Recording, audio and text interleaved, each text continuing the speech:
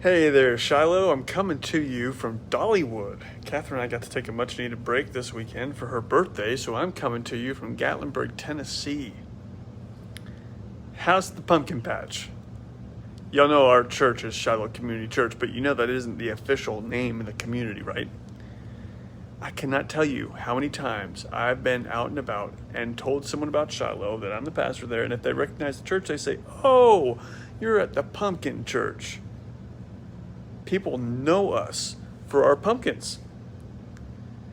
There is something else in this church that we're known for, and it shows when we get to interact with the community. And I want to help identify this on a deeper level so we can use it and show it everywhere we go.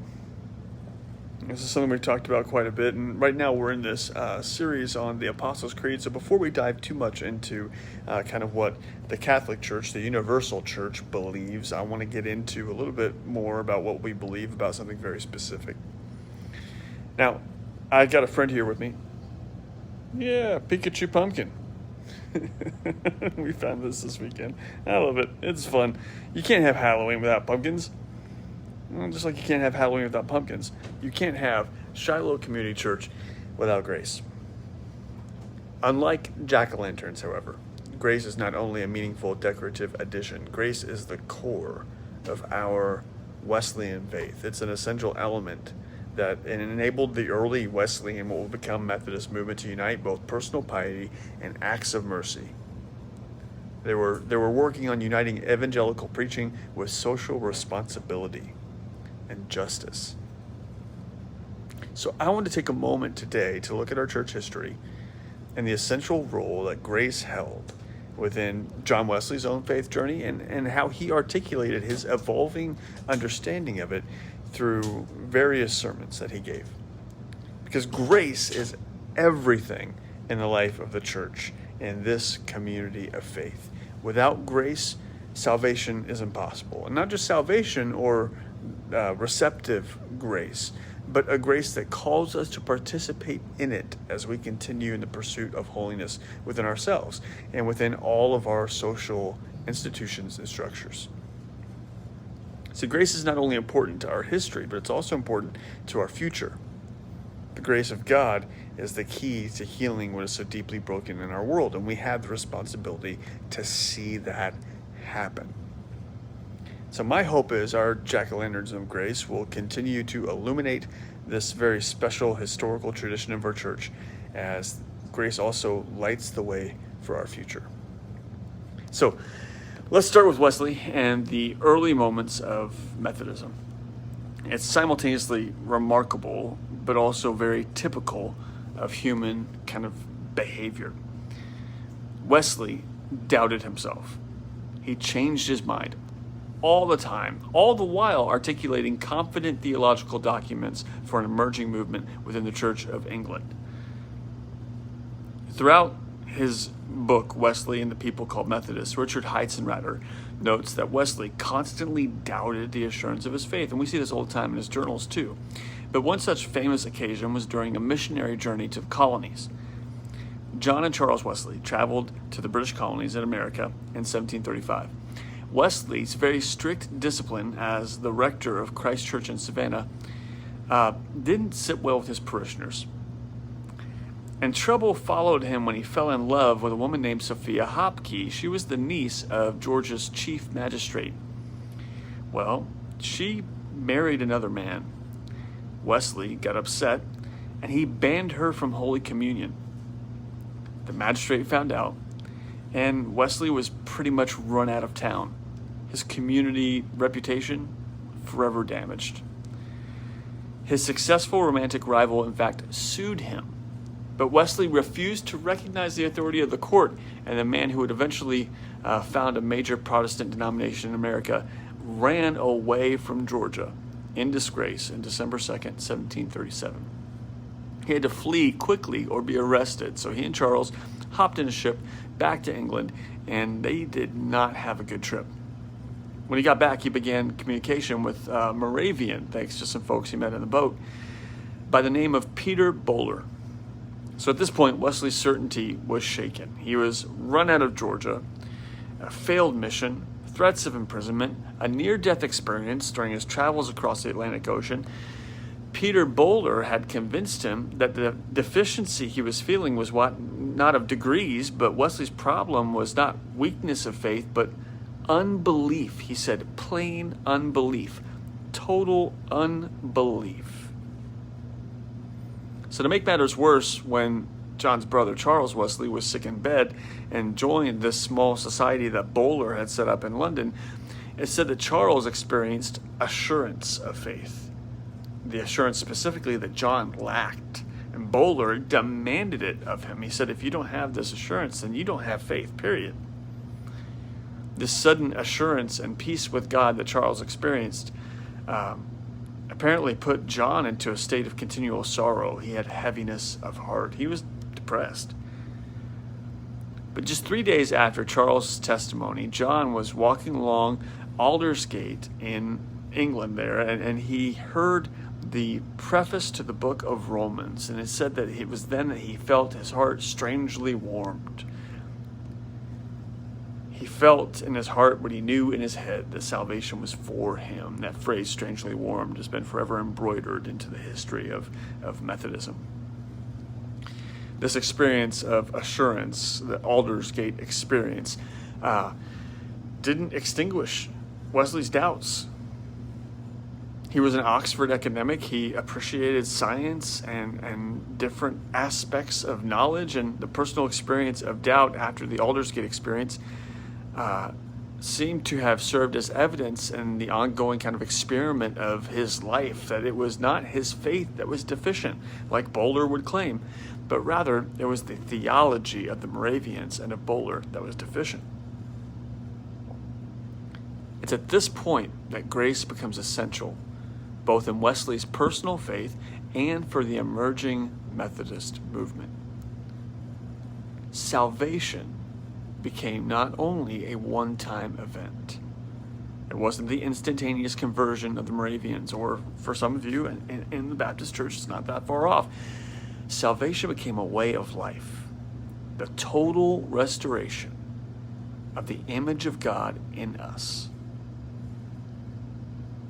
It's in this tension with the Moravians' theology that his own lived experience that Wesley began to work out the relationship between justification, that means what God does for us, that's the forgiveness of sins, and sanctification, what God does in us, holiness of life.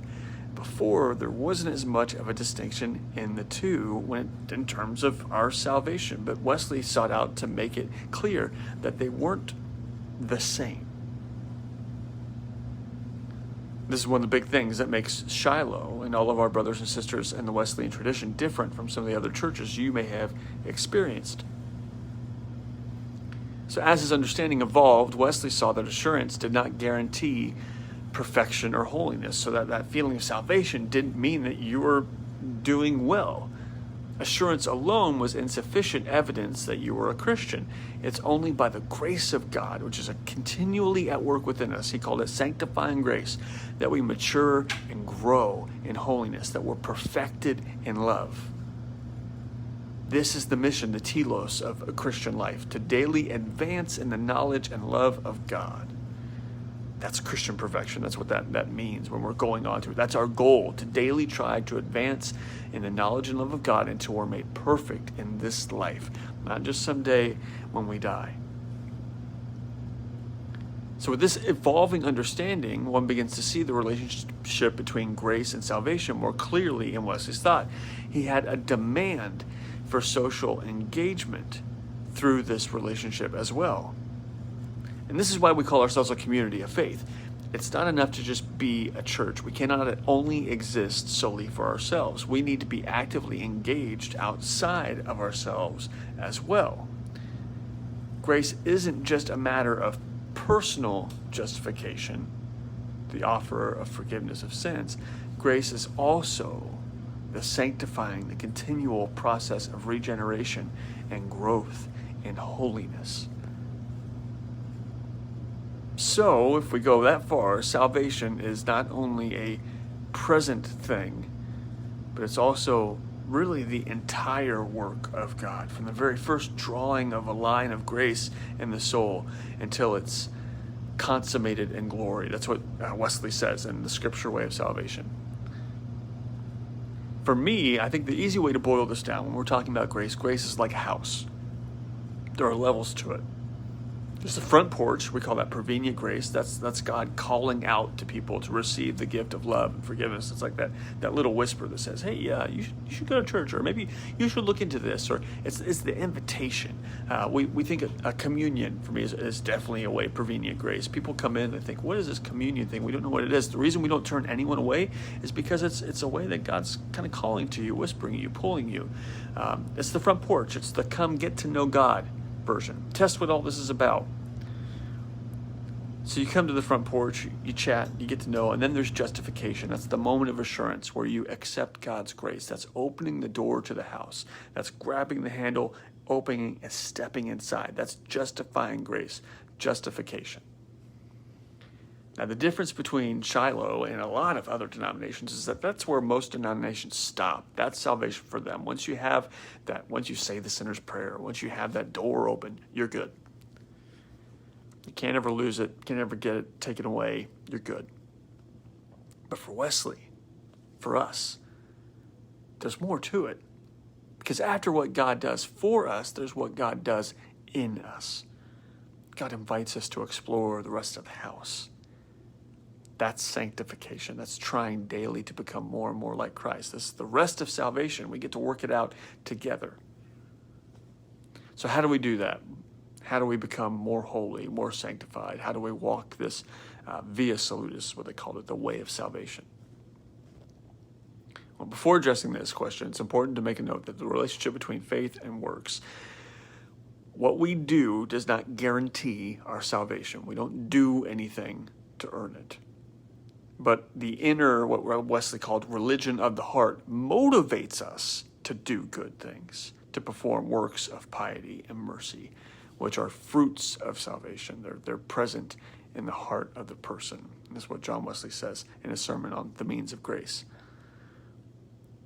So it's important to say that. I'm not saying that we work our salvation, we earn it in any way, but it inspires us and it pulls us to do works. So back to the question of the means of grace, the vessels through which the perfect image of God is regenerated in us. Well, fortunately, Wesley provided a definition. He said this: by means of grace, I understand outward signs, words, or actions ordained by God and appointed for this end to be the ordinary channels whereby God might convey to men preventing, justifying, or sanctifying grace. So, in perfectly circular fashion, the means of grace, also called the sacraments with lowercase s, are an outward sign of an inward grace, a means by which we receive the same. So one partakes of Holy Communion, for example, not merely for the sake of the ritual, but with the understanding that through communion, as with all means of grace, we grow in our knowledge and love of God. Through that outward sign of grace, the inward grace, which motivates us to pursue the outward signs, is kindled, and the circle of grace continues to go around and around and around. Throughout the Means of Grace sermon, Wesley provides a litany of these other means too. It's not just communion, it's prayer, it's reading scripture. These means are called works of piety, but they only make up half of the Wesleyan understanding of what it means to live a Christian life. In his sermon on visiting the sick, Wesley cites Matthew 25:36. I was sick and you visited me, where he says, woe to you who did not visit me. You're on the left, sheep's on the left, goats on the right. He talks about this to describe how works of mercy are the other essential side of life and faith that are the complementary means of grace. So we have works of piety and works of mercy. So as with Wesley's argument in his sermon, The Duty of the Constant Communion, he argues on visiting the sick that Christ himself commands us to visit the sick and to constantly take part in communion. They're both ordinances of God. So not just these things we call sacraments, but visiting people, having mercy on people, searching for justice in our world. Wesley challenges his listeners by saying the continuance in works of mercy is necessary of salvation. He goes on to say that if we neglect works of mercy, you lose by a continual neglect the very grace which they had received. It seems like a radical claim, but if we look at the second half of Matthew 25, where Jesus says that God will turn to those who did not feed the hungry or visit the sick and say, I say to you, insomuch as you did not do it to one of the least of these, you did not do it to me. And these will go away into everlasting punishment, but the righteous into eternal life. So the stakes of grace are very real. For Wesley, they're so high that our very souls hang in the balance. It's important to remember that throughout this argument, salvation doesn't depend on works of piety or mercy, but the works are the logical fruits of the sanctifying process. You've entered the house. You're already in. God has reserved it for you. God does it for you. And now you experience the change that God does in you, the desire to do good and give grace to others. Remember, salvation is both a present thing and the total fulfillment of God's grace. It's both the assurance of salvation and the process of regeneration, sanctification. So we find that grace enables salvation, or in Wesley's words, grace is the source, the faith, the condition of salvation. Throughout the justifying grace of God, humanity's sins are forgiven, and we continue onward to make the world a better place. Our souls are regenerated through the sanctifying grace of God. The whole process of sanctification enables us to move forward, to be perfected in love. To be perfect for Wesley means perfect love. A love excluding sin, a love filling the heart, taking up the whole capacity of the soul.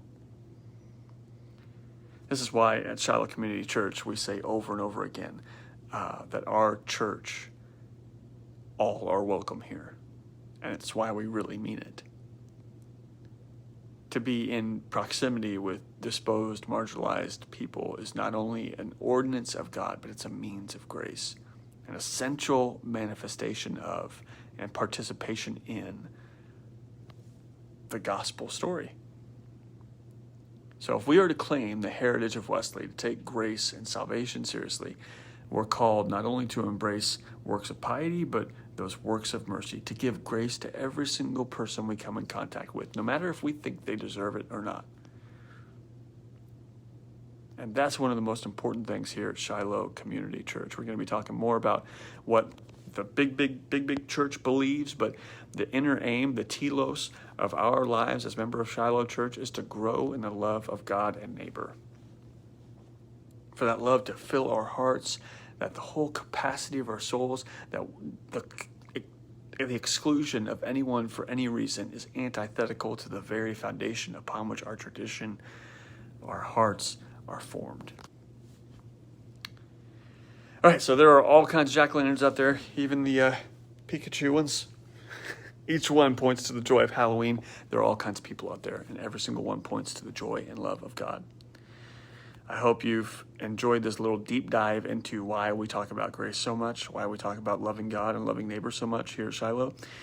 It's part of our salvation. It's not only works of piety, it's works of mercy too.